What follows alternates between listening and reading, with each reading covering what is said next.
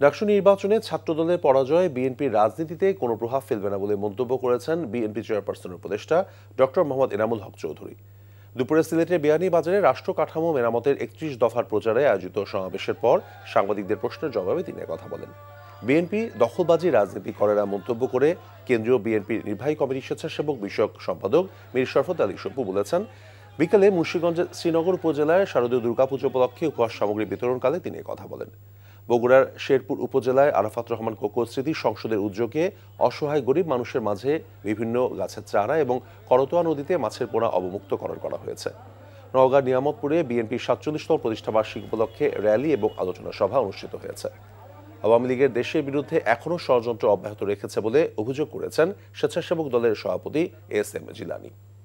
দুপুরে নারায়ণগঞ্জের রূপগঞ্জে থানা, ওয়ার্ড এবং ইউনিয়ন পর্যায়ের নেতাদের সঙ্গে মত বিনিময়কালে তিনি এসব কথা বলেন।